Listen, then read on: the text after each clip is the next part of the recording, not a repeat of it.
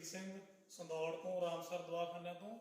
ਅੱਜ ਆਪਾਂ ਤੁਹਾਨੂੰ ਸੁੱਕੀ ਖਾਂਸੀ ਗਿੱਲੀ ਖਾਂਸੀ ਲਈ ਨਾ ਇੱਕ ਘਰੇਲੂ ਨੁਕਸਾ ਦੱਸ ਰਹੇ ਆ। ਇਹਨੂੰ ਸੁਹਾਗਾ ਕਹਿੰਦੇ ਆ। ਇਹ ਸੁਹਾਗਾ ਆਮ ਕਿਤੇ ਵੀ ਸਟੋਰ ਤੋਂ ਮਿਲ ਜਾਂਦਾ ਗਾ। ਇਹਨੂੰ ਇੱਕ ਚਮਚ ਲੈ ਲਓ ਇੰਨਾ ਕੁ। ਇਹ ਇਹੋ ਜਿਹੇ ਕਲਰ ਦਾ ਹੁੰਦਾ। ਇਹਨੂੰ ਤਵਾ ਗਰਮ ਕਰਕੇ ਨਾ ਇਹਦੇ ਉੱਪਰ ਇਹਦੀ ਖਿੱਲ ਬਣਾ ਲਓ। ਆ ਹੁਣ ਤੁਸੀਂ ਆਪਣਾ ਧਿਆਨ ਨਾਲ ਦੇਖਦੇ ਜਾਓ ਵੀ ਇਹਦੀ ਖਿੱਲ ਕਿਵੇਂ ਬਣਦੀ ਆ।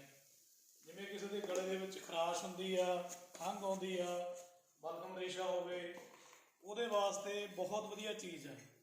ਇਹਨੂੰ ਇੱਕ ਵਾਰੀ ਤਵੇ ਦੇ ਉੱਪਰ ਰੱਖ ਕੇ ਇੱਦਾਂ ਇਹਦੀ ਖਿੱਲ ਕਰ ਲੈਣੀ ਆ। ਤੁਹਾਡੇ ਸਾਹਮਣੇ 5-7 ਮਿੰਟ ਦੇ ਵਿੱਚ ਹੀ ਇਹਦੀ ਖਿੱਲ ਬਣ ਜਾਣੀ ਆ। ਤੇ ਇਹਦੇ ਨਾਲ ਪੁਰਾਣੇ ਤੋਂ ਪੁਰਾਣਾ ਖਾਂਸੀ, ਨਜ਼ਲਾ, ਬੁਖਾਰ ਐਰ ਵਗੈਰਾ ਹੁੰਦਾ, ਜਿਹੜੀਆਂ ਚੀਜ਼ਾਂ ਉਹ ਚੀਜ਼ਾਂ ਠੀਕ ਹੋ ਜਾਂਦੀਆਂ ਨੇਗੀਆਂ। ਛਿੱਕਾਂ ਆਉਣੀਆਂ, ਰੇਸ਼ਾ ਰਹਿਣਾ, ਬਲਗਮ ਰਹਿਣੀ, ਜਿਵੇਂ ਅੱਜ ਕੱਲ੍ਹ ਕਰੋਨਾ ਦਾ ਜ਼ਿਆਦਾ ਚੱਲ ਰਿਹਾ ਭੁਮਾਰਾ, ਉਹ ਚੀਜ਼ਾਂ ਨੂੰ ਇਹ ਠੀਕ ਕਰਨ ਦੇ ਵਿੱਚ ਬਹੁਤ ਵਧੀਆ ਚੀਜ਼ ਹੈ।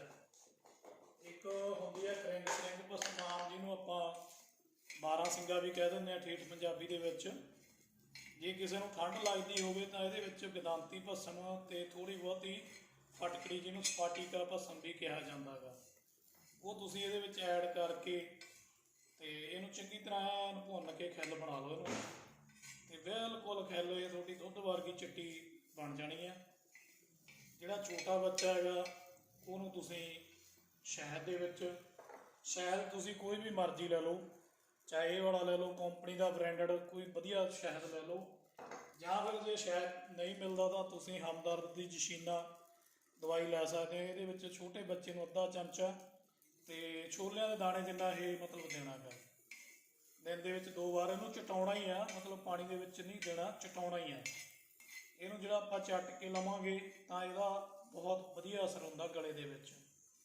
ਜਿਵੇਂ ਅੱਜ ਕੱਲ੍ਹ ਇਹ ਬਿਮਾਰੀ ਭਿਆਨਕ ਚੱਲਦੀ ਆ, ਉਹਦੇ ਲਈ ਇਹ ਬਹੁਤ ਵਧੀਆ ਕਾਰਗਰ ਸਿੱਧ ਹੋਇਆ। ਹੋਰ ਵੀ ਚੀਜ਼ਾਂ ਨੇਗੀਆਂ ਕਈ ਇਹਦੇ ਵਿੱਚ ਐਡ ਕਰਨ ਵਾਲੀਆਂ, ਜਿਵੇਂ ਤੁਹਾਨੂੰ ਜ਼ਰੂਰਤ ਪਵੇ ਤਾਂ ਮੇਰਾ ਇਹਦੇ ਉੱਪਰ ਕੰਟੈਕਟ ਨੰਬਰ ਵੀ ਹੈਗਾ, ਤੁਸੀਂ ਕਾਲ ਕਰਕੇ ਵੀ ਪੁੱਛ ਸਕਦੇ ਹੋ। ਠੀਕ ਹੈ ਜੀ, ਲਓ ਇਹ ਵਧੀਆ ਤਰ੍ਹਾਂ ਦੀ ਭਸਮ ਤਿਆਰ ਹੋ ਗਈ। ਇੱਦਾਂ ਦੀਆਂ ਖਿੱਲਾਂ ਬਣ ਜਾਣਗੀਆਂ ਸਾਰੀਆਂ। ਇਹ 2-4 ਮਿੰਟ ਦੇ ਵਿੱਚ ਹੀ ਸਾਰੀ ਭਸਮ ਤਿਆਰ ਹੋ ਜਾਂਦੀ ਹੈ। ਇਹ ਜਦੋਂ ਚੜਚੜ ਜੀ ਕਰਨੋਂ ਹਟ ਜੇ, ਆਵਾਜ਼ ਆਉਣੋਂ ਹਟ ਜੇ, ਸਮਝ ਲਓ ਤੁਹਾਡੀ ਭਸਮ ਇਹ ਤਿਆਰ ਹੋ ਗਈ।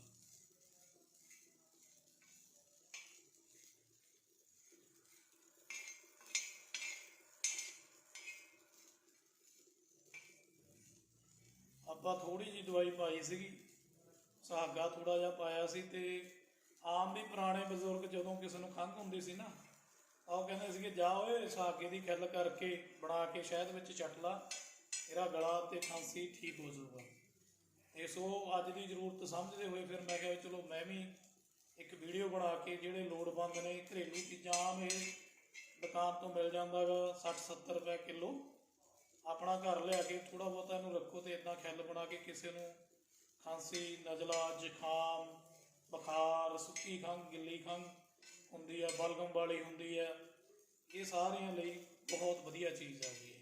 ਸੋ ਵੀਰ, ਜੇ ਕਿਸੇ ਨੂੰ ਨਹੀਂ ਵੀ ਸਮਝ ਆਊਗੀ ਤਾਂ ਤੁਸੀਂ ਮੇਰੇ ਨਾਲ ਗੱਲ ਵੀ ਕਰ ਸਕਦੇ ਹੋ ਅਤੇ ਦੁਬਾਰੇ ਵੀ ਪੁੱਛ ਸਕਦੇ ਹੋ।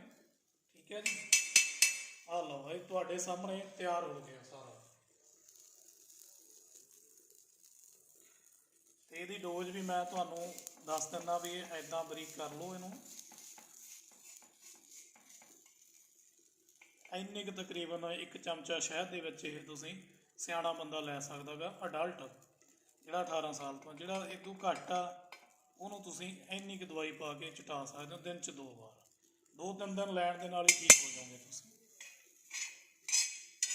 ਓਕੇ ਜੀ, ਬਹੁਤ ਬਹੁਤ ਧੰਨਵਾਦ ਤੁਹਾਡਾ ਵੀਡੀਓ ਦੇਖਣ ਵਾਲਿਆਂ ਦਾ, ਬਹੁਤ ਬਹੁਤ ਸ਼ੁਕਰੀਆ। ਜੇ ਕੋਈ ਹੋਰ ਗੱਲਬਾਤ ਹੋਈ ਤਾਂ ਤੁਸੀਂ ਮੈਨੂੰ ਇਸ ਉੱਪਰ 'ਤੇ ਸੰਪਰਕ ਕਰ ਸਕਦੇ ਹੋ।